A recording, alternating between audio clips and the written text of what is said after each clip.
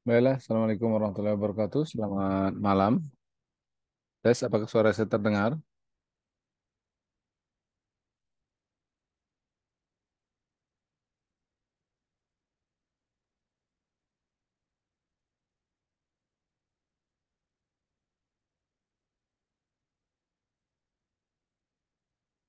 Tes, satu, dua, tiga, tes, tes.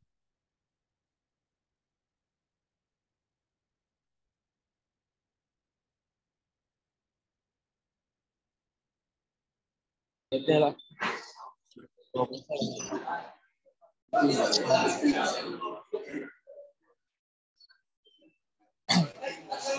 Lu apa kan dalam mana? Dua. Supaya nggak sama semua.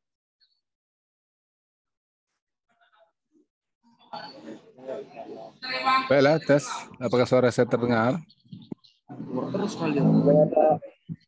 Oke, kita coba membahas dari awal dulu mengenai termodinamika ini.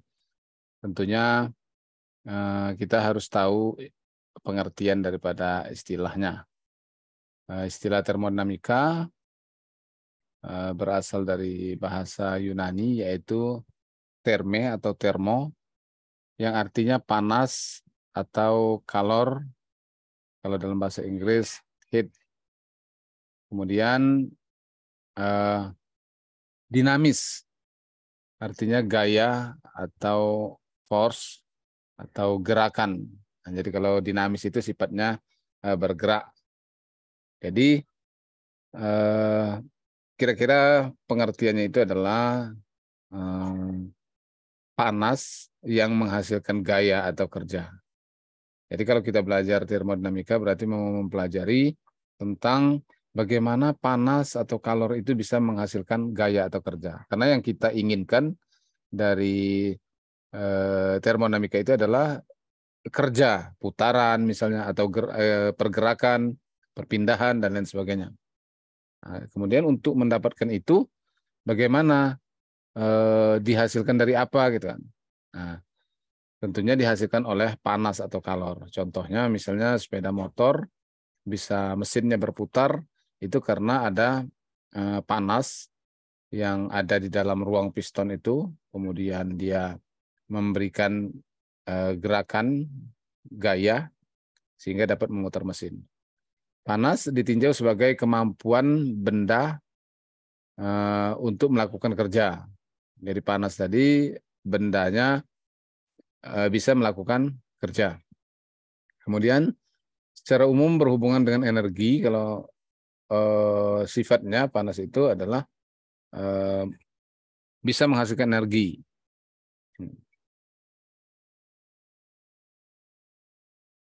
Jadi termodinamika dapat didefinisikan sebagai ilmu tentang energi. Bagaimana energi dihasilkan dari panas. Nah, sistem termodinamika ada sistem, nanti istilahnya sistem. Sistem termodinamika adalah segala sesuatu yang ingin dipelajari. Nah, jadi apa yang menjadi pembahasan kita itu namanya sistem. Nah, sistemnya. Misalnya kita mempelajari mesin, ya seluruh mesin itu adalah sistemnya. Kemudian atau bisa diartikan suatu daerah yang dipilih untuk dijadikan objek analisis. Nah, mungkin dalam termodinamika kita membahas mesin, berarti seluruh mesin, yaitu blok mesin itu, itulah sistemnya. Yang ada di luarnya adalah lingkungan. Jadi ini kalau kita lihat gambar ini kan, ada garis hitam ini yang seperti peta ini adalah batas sistem, yang di dalam itu adalah sistem termodinamikanya, yang di luar ada lingkungannya.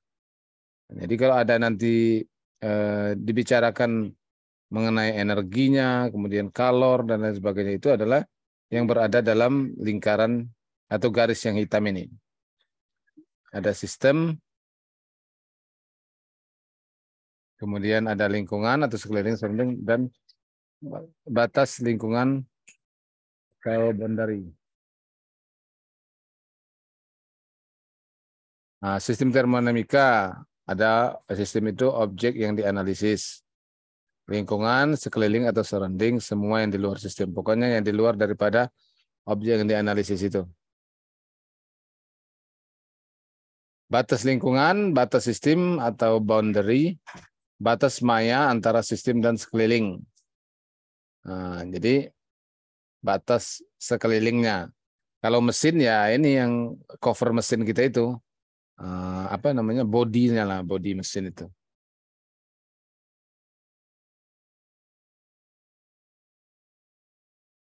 Maaf, iklan pula.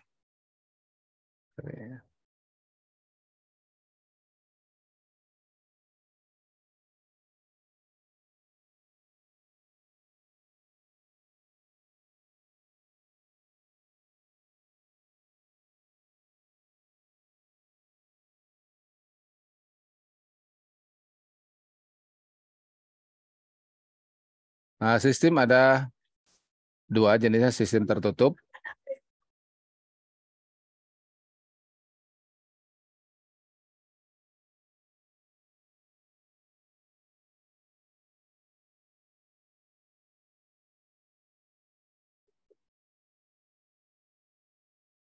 Kemudian ada sistem terbuka atau jadi kalau terbuka itu volumenya yang bisa diatur atau dikontrol. Nah, nanti volumenya itu yang bisa besar atau kecil. Seperti halnya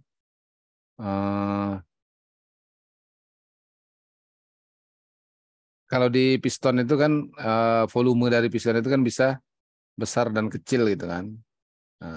Karena ada pergerakan daripada piston sehingga dikatakan dia volume atur.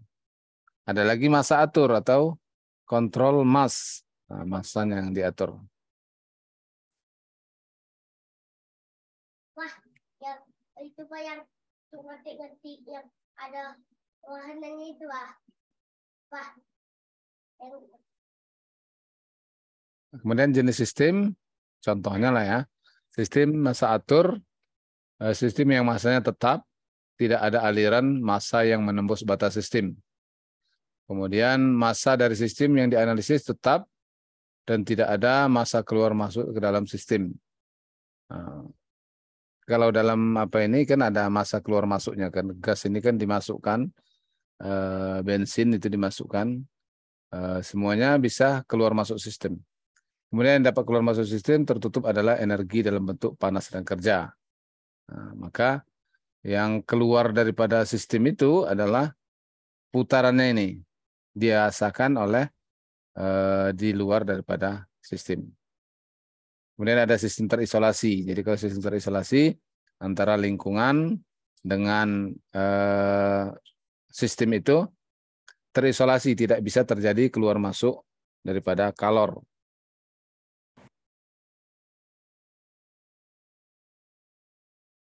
Kemudian ada sistem volume atur. Tadi kan sistem adalah sesuatu yang kita bahas itu tadi kan. Sistem yang volumenya tetap, ada aliran massa yang menembus batas sistem.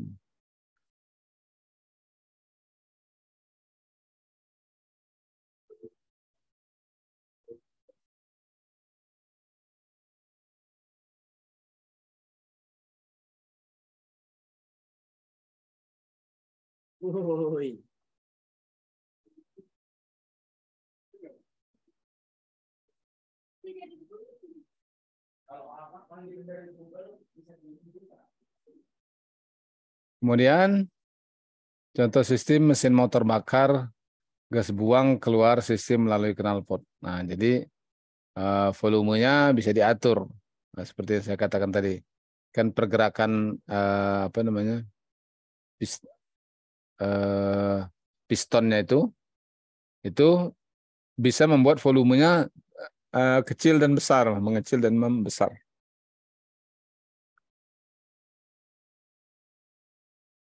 Nah, ini seperti ini. Kalau di yang mesin bakar tadi, ada keluar masuknya energi, minyak masuk, kemudian udara juga masuk ke dalam ini, kemudian diolahnya sehingga menghasilkan energi. Ada yang massanya di dalam energi itu di dalam sistem itu tetap, ini volumenya tetap. Volumenya tetap, tetapi ada keluar masuk namanya massa, panas melalui batas sistem itu. Misalnya kita masak air, air itu tidak akan kemana-mana gitu kan, kalau kita tutup rapat. Tapi panasnya itu bisa didapatkannya dari luar atau dari kompor.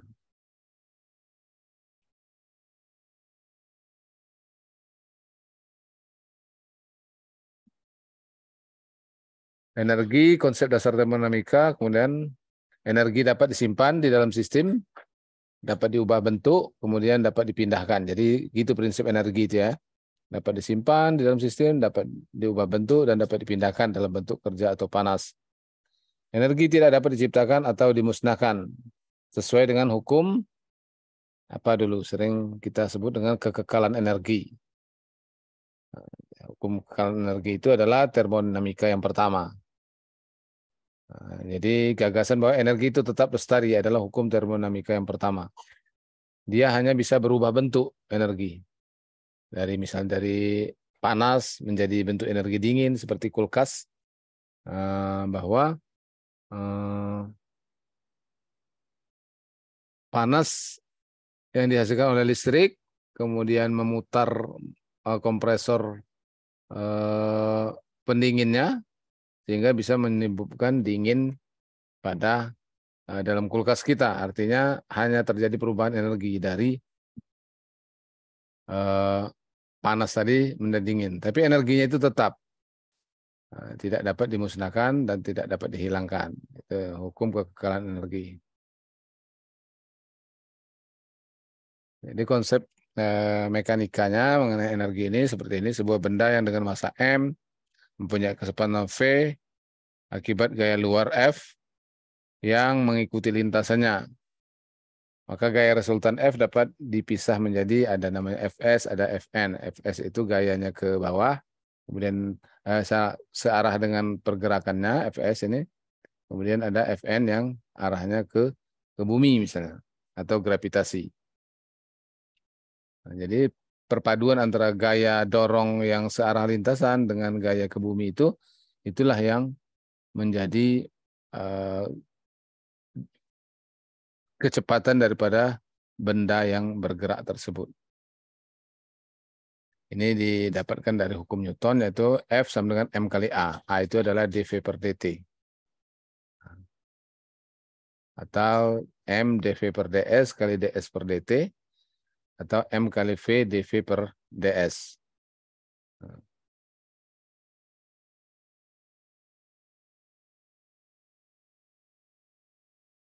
Atau kalau kita integralkan ini secara matematikanya seperti ini, maka akan kita peroleh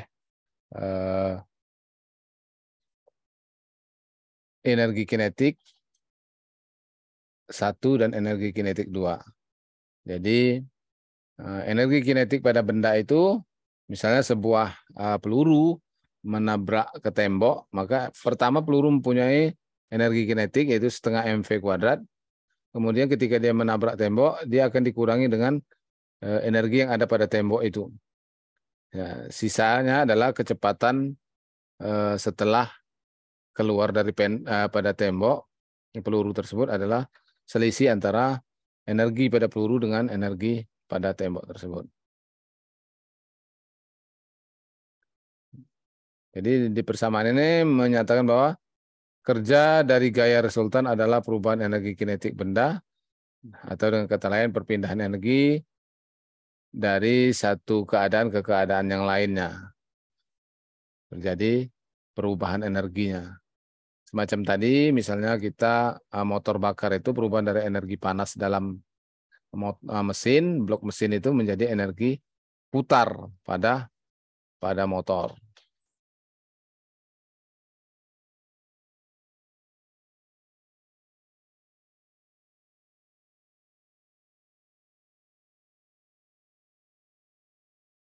Kemudian ada perpindahan energi, nah seperti ini.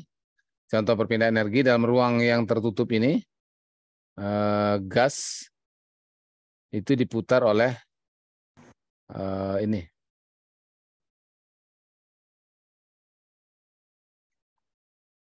oleh motor, memutar gas ini. Sehingga gas bisa timbul panas dalam gas ini karena diputar oleh kincir yang diputar oleh motor dari luar ini. Sementara motor mendapat energi dari baterai. Jadi aliran energinya dari baterai ke motor dan ke dalam gas ini, gas yang diputar ini. Atau katakanlah misalnya sebuah pengaduk ya, pengaduk. Jadi energi dari baterai atau dari mesin kemudian dipindahkan ke poros ini yang berputar, kemudian dipindahkan ke kipasnya ini atau pengaduknya, kemudian dipindahkan ke gas yang ada di sini. Nanti gas ini akan menjadi panas gitu kan, karena diputar oleh pengaduk yang diputar oleh motor ini. Atau juga seperti ini, misalnya sebuah ya seperti blok mesin tadi yang terjadi perubahan volume ditekan gitu, maka tekanannya akan berubah, volumenya juga akan berubah. Semakin besar volume tentunya tekanannya akan semakin rendah atau semakin turun. Nah, ini semua bisa diperoleh dengan memasukkan energi dari luar berupa energi penekannya. Jadi energi untuk menekannya itu didapatkan dari luar. Misalnya dari kalau sistem mesin motor bakar itu dari bensin atau yang dimasukkan ke dalam ruang bakar dan udara yang dimasukkan ke dalam ruang bakar. Kemudian di dalam ruang bakar tersebut diberikan panas oleh api misalnya. Sehingga terjadi pembakaran dan dapat menghasilkan ekspansi gas dan menggerakkan mesin motor tersebut. Jadi itu adalah prinsip dasar daripada termodinamika, bagaimana kita mencari sesuatu yang bisa menghasilkan energi atau kerja. Kerja itu didefinisikan sebagai misalnya gerakan, perpindahan, ataupun putaran. Nah, jadi itu bisa diperoleh apabila ada perubahan dari energi panas bisa menjadi energi gerak tadi dengan melalui proses termodinamika. Oke, jadi dasar daripada termodinamika adalah hukum termodinamika ke-1 yang menyatakan bahwa energi tidak dapat dimusnahkan. Energi hanya akan berubah bentuk. Nah, misalnya sebuah tadi katakanlah peluru, ketika dia bergerak mempunyai energi kinetik setengah mv kuadrat, kemudian ketika dia sudah berhenti misalnya, maka energi setengah mv kuadrat tadi akan berubah menjadi misalnya panas. Ketika dia menabrak besi yang lain akan timbul percikan panas. Jadi dari energi gerak dia setengah mv kuadrat tadi sudah berubah menjadi panas atau Q. Jadi gitu prinsipnya daripada termodinamika ini membahas bagaimana proses-proses panas perpindahan energi bisa menghasilkan kerja.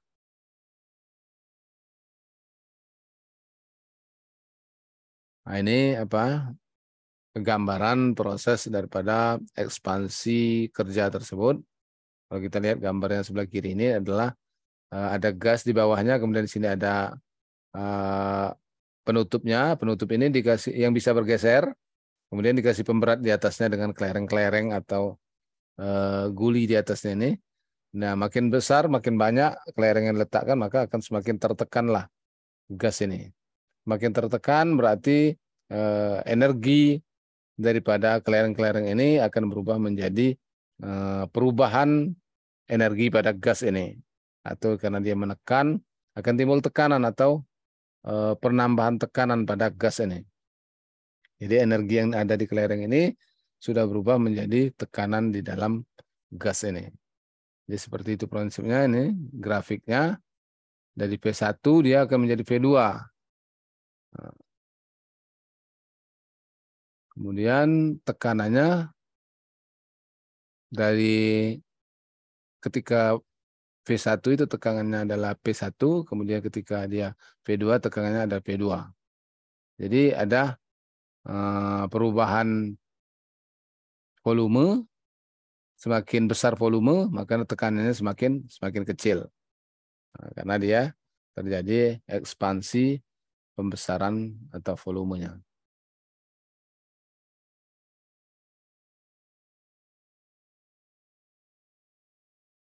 Nah, ini rumus-rumusnya mengenai proses perubahan energi tersebut.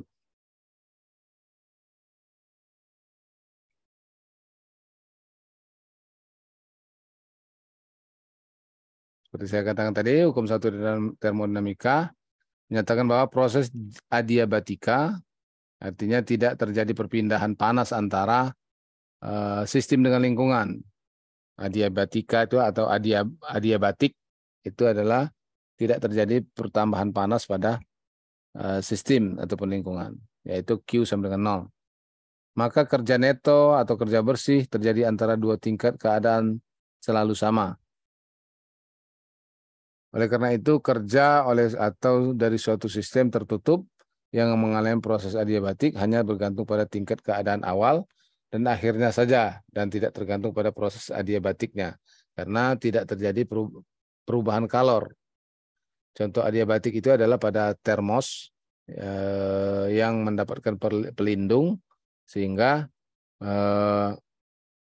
termos tersebut airnya akan selalu panas. Kenapa? Tidak terjadi perubahan kalor atau kalor yang berpindah dari dalam termos ke keluar termos.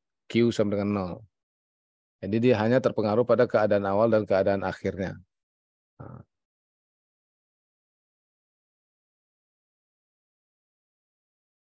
termodinamika 1, delta E atau perubahan energi sama dengan E2 dikurang E1 atau Q dikurang dengan W. W kerja, Q adalah kalornya.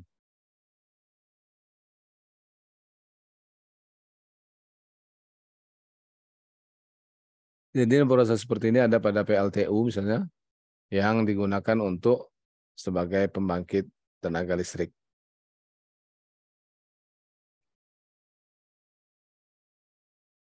Kemudian ada siklus daya, siklus yang menghasilkan daya. Jadi dalam termodinamika itu ada satu hal penting, yaitu yang namanya siklus. Siklus menyatakan bahwa energi awal itu sama dengan energi akhir. Nah, jadi apapun yang dilakukan oleh mesin kita bekerja itu, maka awal dengan akhir itu pasti sama. Itulah namanya siklus. Tapi siklus yang sempurna itu pasti tidak ada. Itu hanya ada dalam teori yang menyatakan bahwa energi tidak dapat berubah, tidak dapat berkurang, energi akan tetap. Itu hanya ada dalam hukum termodinamika, karena pada dasarnya pasti akan terjadi perubahan atau energi tersebut akan hilang, sebagian akan hilang. Hilang maksudnya tidak lagi berada dalam sistem kita, tapi berpindah ke tempat yang lain. Karena pada dasarnya memang energi itu tidak akan bisa dimusnahkan, tapi dia akan berubah bentuk. Berubah bentuk.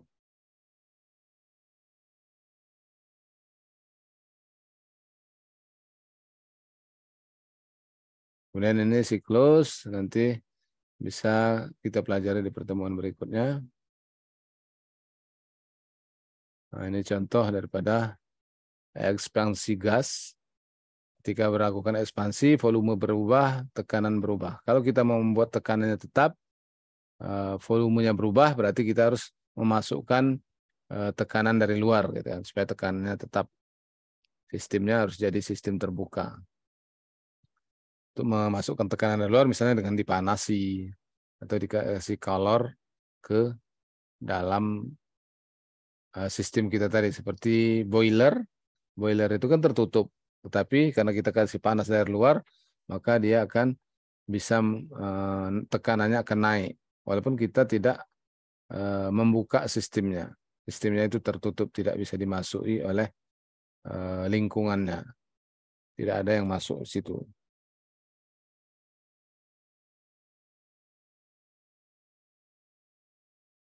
Ini perhitungan-perhitungannya. Nah, jadi